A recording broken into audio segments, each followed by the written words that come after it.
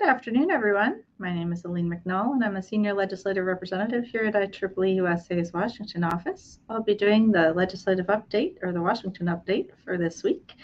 And I would welcome any questions that you have. Feel free to either put them in the chat during or after the presentation, and we can have a good discussion today. Thank you very much. Let's get started. So quick update on the SBIR reauthorizations. This is for the small business community of IEEE members in the U.S. The SBIR and STTR reauthorization measures were passed by the House and then the Senate. And so we expect that this will become law prior to the expiration date, which is actually tomorrow. So the SBIR will be signed into law, and those programs will continue. The last reauthorization was in 2017, and in case you are curious, the agencies with SBIR programs include the Departments of Agriculture, Commerce, Defense, Education, Energy, Health and Human Services, Homeland Security, Department of Transportation, the Environmental Protection Agency, NASA, and the NSF. In patent news, there are a couple of bills that we're keeping an eye on here in the Washington office. One was introduced by Senators Leahy and Tillis on August 2nd in 2022. And that bill directs the GAO to complete a report and for the USPTO, the Patent Office and Trademark Office, to issue guidance concerning how to improve the federal government's patent examination process. As we all know, there's a bit of a backlog there, and so this bill aims at addressing some of that. The next bill, it was also introduced by Senators Leahy, Cornyn, and Tillis. That bill is aimed at reforming the process at the Patent Trial and Appeals Board, including limiting judges' discretion when denying petitions, allowing petitioners to appeal adverse rulings, and allowing the USPTO director to actually review those decisions. The third bill that we're keeping an eye on was one introduced by Senators Leahy and Tillis, and it was introduced in September of 2021. That bill requires patent owners to record their interests in the USPTO patent registry. So these are a couple of different patent bills that we are kind of interested in looking at in terms of our patent community, and looking forward to an NDAA process as the fall progresses. In good news, the OSTP director, Dr. Prabhakar Kahar, has been confirmed, and the Senate confirmed her nomination hearing was July 20th, and then she was confirmed on September 22nd by a voice vote, and the voice vote was 56-40. So she is trained as an engineer, as many of you already know. She previously served as director of NIST during the Clinton administration and director of DARPA during the Obama administration. And she is the first person of color confirmed as an OSTP director. OSTP in general will continue working on things that we've been following and working with them on. Those include the CHIPS Act implementation process, especially with the Department of Commerce, and then issues ranging from biomedicine and COVID pandemic relief to infrastructure and any other S&T topics. They do have a broad portfolio in that office, and she will now lead those efforts, and we look forward to working with OSTP in the coming months and years. In good news, NASA, the DART mission, hit the asteroid that they were hoping for in the first ever planetary defense test, and we certainly applaud all of our members who worked on the DART program. So after 10 months of flying in space, the double asteroid redirection test successfully impacted the asteroid on Monday, and we were all excited to watch that. We certainly applaud the Johns Hopkins Applied Physics Lab, who led that test, and all who were involved at the NASA facilities and the research universities for sure. So the asteroid impacted demonstrates certainly techniques for protecting the planet from Earth-bound asteroids and comets. And we look forward to the data and the research that comes out of this mission in the coming months and years. The NASA Artemis program, of course, we're looking forward to an eventual launch. Unfortunately, due to Hurricane Ian, that launch, of course, has been delayed, but we are looking forward to the next launch windows and wish all of those of you who are involved in NASA Artemis a successful launch in one of the next launch windows. For those of you interested, the mission will last 42 days or approximately that long. And then we're looking also to the future and to Artemis 2, a mission that's planned for 2024. And certainly happy to be involved in the space policy discussions around these and other missions that NASA is involved in. In terms of NASA international discussions, IEEE has engaged in many international space policy discussions lately. So I wanted to kind of put up a few of the questions that we've been engaged in, and certainly welcome those of you involved in space policy to engage with us and to raise some issues if you have them and if you're working on them. So in terms of some of the questions that we've been looking to address in the recent weeks, how can the U.S. work with emerging nations interested in using space for issues ranging from agriculture and environmental monitoring to other issues, including telehealth? Given the pandemic, some of these telehealth services, of course, were useful in the U.S., but also abroad. And so we're looking at kind of the space service industries that are affected by, say, the satellite sector, and how we can both partner with the international community, but also look at the benefits here in the U.S. as well. How can the space sector continue to ensure the peaceful use of outer space? So obviously we're very excited about the NASA DART mission, but are also looking at other planetary protection and other international issues as they relate to the peaceful use of outer space. How can companies partner to access a little bit faster the services provided by space? So any of these issues range from, of course, GPS to humanitarian monitoring to other sectors that benefit from space. How can the global community ensure orbital debris mitigation? So as I've discussed in previous legislative updates, of course, we're working with OSTP on the orbital debris plan that was introduced. And we're certainly looking at what the global community is doing on orbital debris to address this issue, since so many of us are interested in launching into space.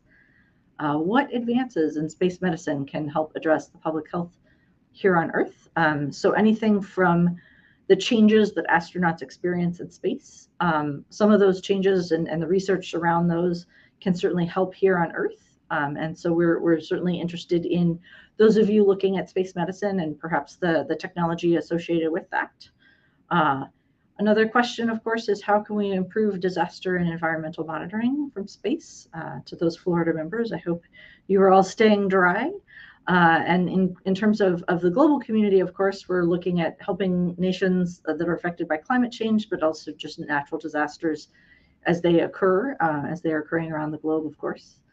And then other issues that involve the international community are also applicable to the U.S. space sector. So issues surrounding space power and propulsion, cybersecurity and satellites, especially small satellites, and the growing immense community there. So these are just some of the questions that have been raised in discussions in the last few weeks, and I wanted to raise them here for those of you who are interested in space policy. Perhaps you would like to join our committee on this issue, but also just feel free to reach out for any discussions you might be interested in having on space policy. In terms of the budget negotiations, back to our congressional discussions, the Senate leaders did unveil a stopgap legislation on Monday, which would head off a partial government shutdown and extend the current funding levels through December 16th, 2022. So some key things about that funding, or that legislation, I should say, is it includes $12.3 billion in emergency aid to Ukraine. A little closer to the interest of the engineering community in the states, the Senator Manchin's provision on federal permits for energy projects did not actually make it into the final bill. That was a negotiation up until the final minutes. And then the other thing that did not make it in was President Biden's request for $22.4 billion for COVID, and then the $4.5 billion for the monkeypox pandemics. So those items actually did not make it into the legislation, but were part of the negotiations. So I wanted to mention those. For further questions about budgets, happy to answer those as they come up in the chat. But I wanted to mention the stopgap legislation. In some energy news, the Department of Energy did launch a program for reimbursing for-profit institutions in the area of fusion energy. So these are companies that partner with universities, the DOE national labs, and other entities to address the technical aspects of the U.S. goal of building a pilot fusion power plant. The Department of Energy also will award up to $50 million for pre-conceptual design and technology roadmaps. So these are some of the grants that they've announced recently, and we are certainly hopeful that our membership will take advantage of that funding and those opportunities. DOE also did announce some initiatives in developing and deploying clean energy technology. So in particular, clean hydrogen hubs, as well as carbon capture projects. So they're looking at both of those technologies in terms of their clean energy focus. And then they also launched the 6th Energy Earth Shot. So this is an industrial heat shot. So the goal there is the reduction of greenhouse gas emissions from industrial heating. And the specific target is to reduce that by 85% by 2035. So we certainly appreciate the Department of Energy's work on these issues, and certainly look forward to continuing to work with that agency on clean energy and other topics. And certainly hope that our membership will take advantage of some of the funding opportunities that were recently announced. In a quick election update, so just as a quick overview, to control the House, the Republicans would need to pick up a net of 5 seats. And to control the Senate, Republicans would only need to pick up a net of 1 seat. So IEEE Washington staff are, of course, following the elections closely and look forward to November and seeing the results then. Some key Senate races for those of you interested in getting into the political weeds: Georgia, Nevada, Arizona, New Hampshire, Pennsylvania, Wisconsin, and North Carolina are some of the key races that we're watching. So those are the most competitive, and we're certainly happy to work with members on both sides of the aisle and look forward to advancing the interests of the engineering community as we look towards the new Congress.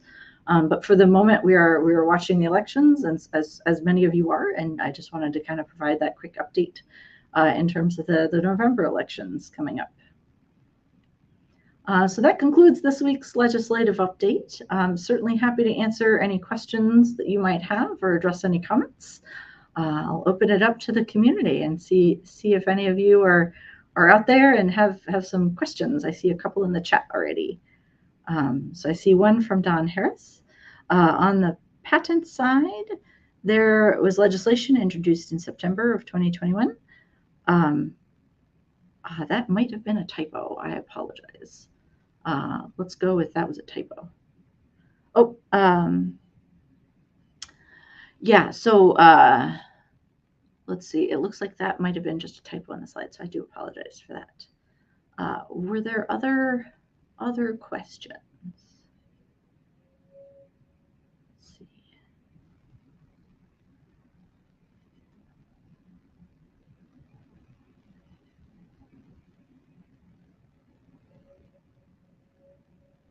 Oh, I do see. Oh. Some comments.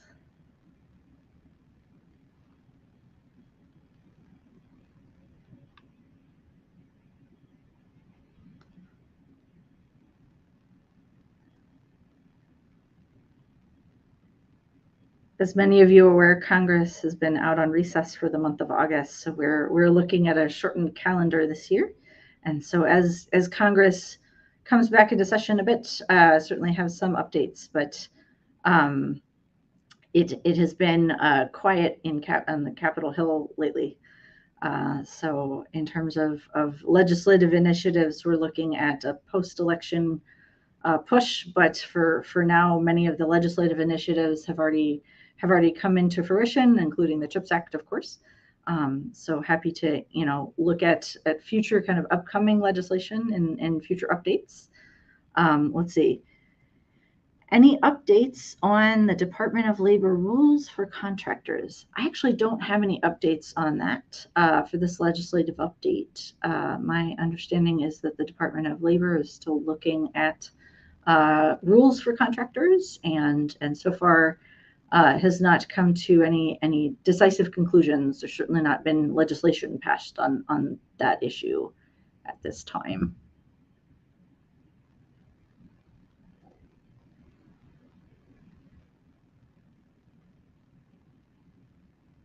Oh, yes, and Daryl Griffith in the chat has reminded us that IEEE-USA is doing a webinar on the Department of Labor rules on October 20th at 1 p.m. So please feel free to log in should you be interested in that issue on October 20th. And we'll provide more information on that shortly.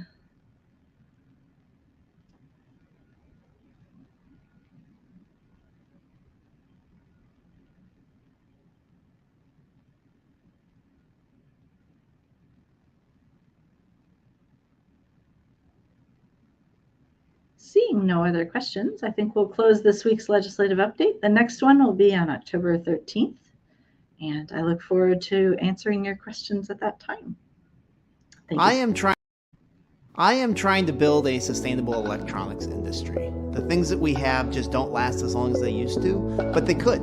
Every time a new gizmo comes out, we take it apart, find out what makes it tick. We need more engineers in the world. Engineers make the world better. They are designing the systems that keep the world working. So that's why I've been involved with IEEE-USA, is I want to see more kids get excited about engineering. We are working with IEEE-USA to create a world where repair is normal again.